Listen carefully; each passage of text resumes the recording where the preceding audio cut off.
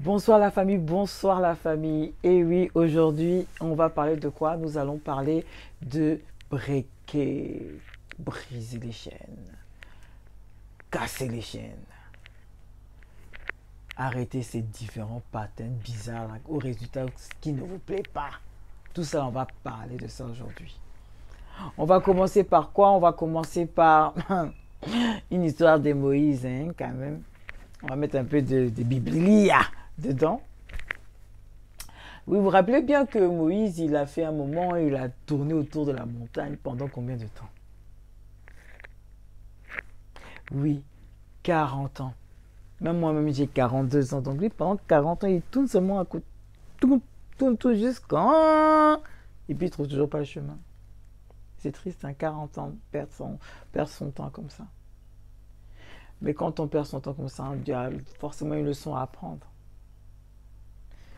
Et si on revient maintenant dans ce qui se passe tous les jours dans nos vies, à chaque fois on sort avec quelqu'un, c'est jamais le bon. Il y a toujours quelque chose à dire. On est toujours déçu à la fin. Il y a quoi? Ces enfants, à chaque fois on leur parle, ils n'écoutent pas. Même résultat, du premier au dernier, même chose. Oh, c'est fini les fêtes de période de Noël, tout ça là. On va perdre du poids pour être quelque chose, quelque part, à un niveau pour cet été. Je rentre en diète, je vais à la gym. On n'a même pas fini le mois de février que déjà tu m'en fous tout banane. En plein 21h. Donc il y a beaucoup de choses, de résolutions, genre on prend, on fait beaucoup de constats, mais on fait quoi avec ça? Le résultat, là, on dirait même ça ne vous gêne pas. On accepte, même on est habitué, oh, c'est la même chose. Mais après, on va se plaindre à qui? Parce que c'est nous-mêmes qui faisons en sorte que ça ne change pas. On ne bouge pas, on reste là. Voilà. Voilà pourquoi il serait temps de parler de break the circle, de briser les chaînes. Mais souvent, quand on parle aussi de briser les chaînes, on parle souvent des iniquités des pères, des familles, parce que, bon, on va prendre un exemple. Par exemple, vous avez un papa qui ne parle jamais à ses enfants. Jamais. Il est assis au milieu de la foule, hein, dans le salon. Mais quel charisme, quelle personnalité. Il n'a pas besoin de dire, ah, vous savez qu'il est là. Donc, vous aussi, vous grandissez avec cette façon d'être imposant, de ne pas partager ce que vous ressentez avec vos propres enfants. Vous croyez que c'est une bonne chose. Mais les temps évoluent, les temps changent.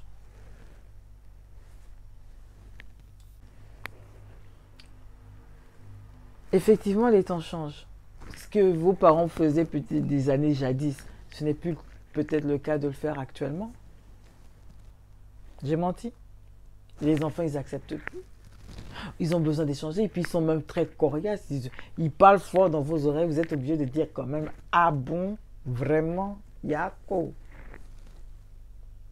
Mais vos parents, ils ne vous calculaient pas quand vous étiez petit. Donc oui, effectivement, vous devez changer vos habitudes.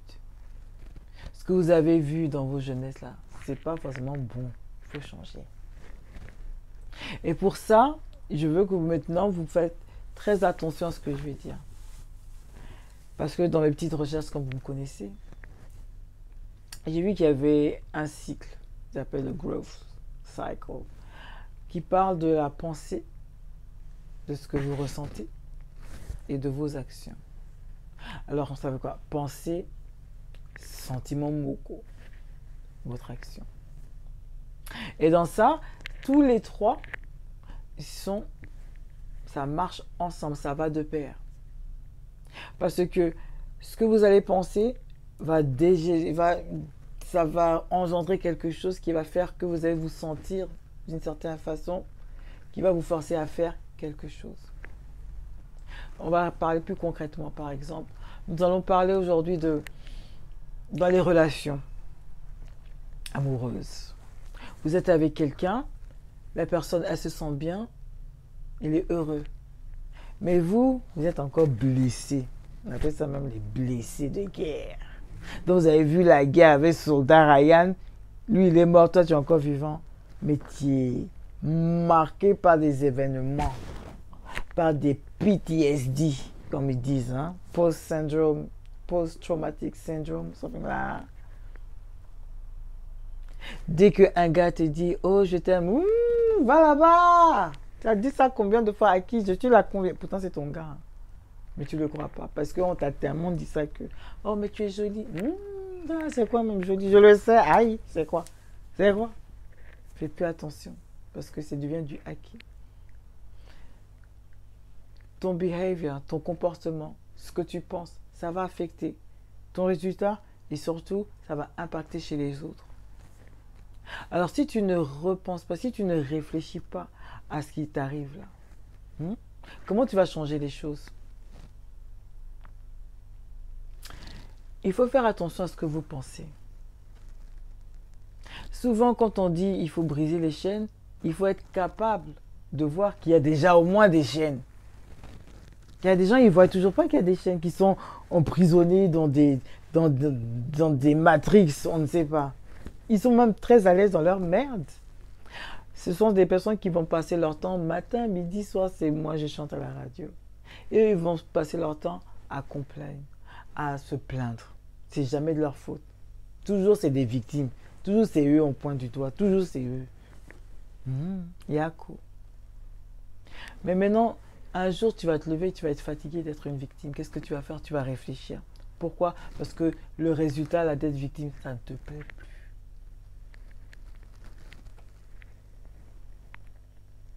Oui, ça ne te plaît plus. Donc maintenant, tu dis, ah, comment je vais faire pour être au moins dans une bonne humeur? Le fait que tu te poses des questions, le fait que tu t'imagines au moins quelque part être dans la bonne humeur, c'est déjà un grand pas. Un très grand pas. Maintenant, c'est comment tu vas actionner qu'il faut faire.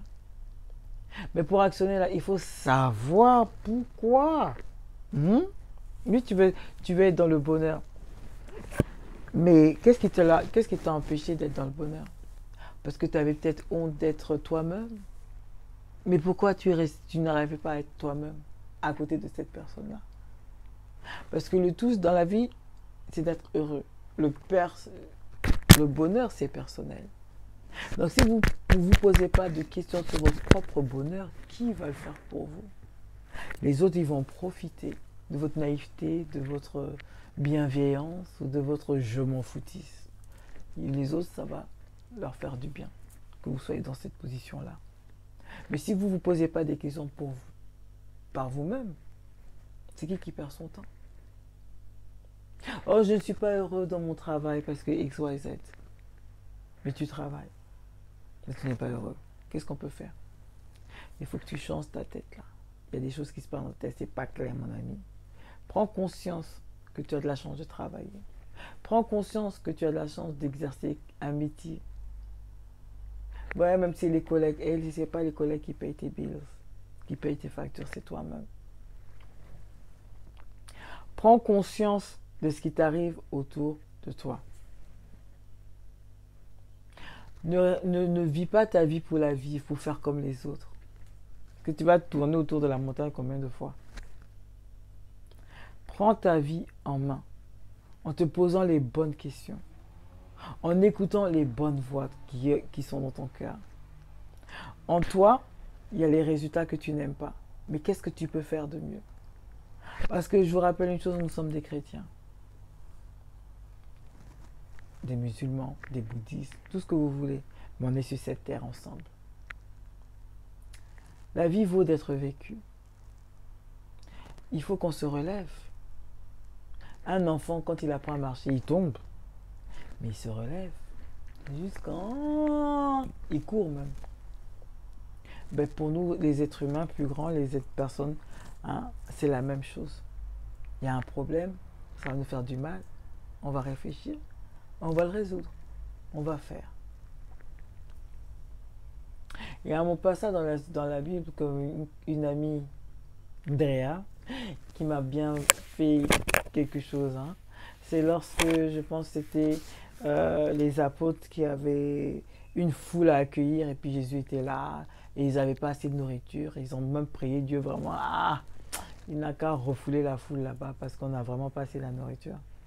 Mais est-ce que Dieu les a écoutés même? Est-ce que Jésus les a écoutés? Il n'a rien fait.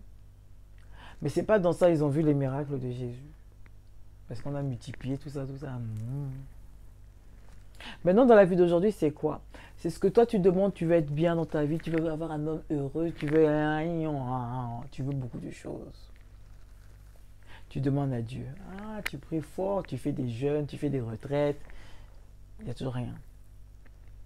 Parce que Dieu il attend peut-être quelque chose de ta part. C'est bien beau de prier, mais elle est où ta plus-value? Est-ce que tu t'es remis en question sur comment tu t'exprimes quand tu es avec certaines personnes? Est-ce que tu t'es remis en question comment tu te comportes quand tu es avec certaines personnes? Est-ce que tu as essayé de changer ton comportement? De te focaliser sur des personnes plus sympas? Non, ça non. Par contre, tu sais prier. C'est pour ça qu'il est important qu'avec Dieu, des fois, il ne nous écoute pas. Parce qu'il nous apprend à nous développer. Voilà, je reviens encore avec le cycle de growth qui dit think, act and feel. Ça veut dire penser, c'est vos sentiments, ce que vous ressentez, actionner. Et selon ce que vous allez ressentir, vous allez voir si vous avez fait des bonnes choses ou pas. Si c'est la bonne chose à faire ou pas. S'il fallait faire ça ou pas. C'est important de savoir ce que l'on veut dans la vie. Il ne faut pas avancer et marcher aveuglément. Quand on n'est pas content de quelque chose, il faut se poser des questions. Pointer du doigt, c'est trop facile. Réfléchir à la circonstance, c'est encore mieux. Il faut que vous arriviez à sortir de votre zone de confiance. Et puis, c'est pas parce que tu es marié avec elle depuis 20 ans que tu peux te permettre que... Il faut respecter l'enfant de Dieu. Nous sommes tous des enfants du Seigneur. Et qui aimerait voir son enfant souffrir à cause d'autrui? Même si c'est ton mari, même si c'est ta femme, même si c'est ton enfant. Qui aimerait ça? Il est impératif de se poser des questions sur le résultat de ce que l'on veut. Est-ce que je suis contente? Qu'est-ce que je ressens? Parce qu'on a l'impression qu'aujourd'hui, on vit une vie pour la vivre en fait. On est spectateur de notre propre vie. Oh, de toute façon, si je dis quelque chose, ça ne va rien changer. Oh, on appelle le diable. C'est le diable qui ne veut pas nous faire avancer dans nos vies. C'est le diable qui ne veut pas que on puisse se poser des questions et qu'on doit rester au même niveau. C'est pas normal. Arrêtons de se plaindre et faisons les choses correctement. La vie est difficile. Voilà pourquoi nous avons tous ces forces spirituelles, toutes ces religions pour nous aider à aller de l'avant. Mais maintenant, est-ce que l'on veut vraiment aller de l'avant? Est-ce qu'on veut vraiment avoir connaître une vraie histoire d'amour? Est-ce qu'on veut vraiment être heureux au travail? Est-ce qu'on est prêt à fournir l'effort, le sacrifice? Ou tout simplement se poser des questions, des bonnes questions pour agir correctement? Est-ce que vous êtes prêt pour ça? Si vous voulez le changement, brisez vos chaînes, acceptez le changement, acceptez que vous souffrez et que maintenant, il faut agir. Et pour cela, il faut que vous changez votre focus. Parce que, comme on dit sur la terre, d'abord, il faut penser. Il faut vraiment le penser pour que ça se passe. Les lois de l'attraction. Dieu nous a dit, considérez même que c'est déjà fait. Mais si tu as du mal à te dire que c'est déjà fait, comment tu peux concevoir l'idée dans le bonheur, d'avoir ton propre bonheur? Donc c'est pour ça qu'il est important de changer son focus. Quand tu as changé ton focus, écoute le ressenti de ton cœur. Je me sens mieux parce que je sais que c'est ça que je veux maintenant. Mais il faut fournir cet effort. Parce que ça ne va pas venir sur un plateau. C'est pas parce que je vous parle actuellement que ça va être comme ça. Non, c'est pas comme ça. Acceptez une chose. La vie vaut d'être vécue. Ne perdez plus votre temps à vous plaindre, à accuser les autres, votre passé, votre maman, votre papa, votre soeur. Soyez maître de vos vies, avec le Christ ou avec ce que vous voulez. Mais posez-vous les bonnes questions pour agir différemment, pour avoir un meilleur rendu dans votre vie. Alors, pour conclure, briser les chaînes, on fait comment? On se pose les bonnes questions. On doit réaliser que ça ne va pas.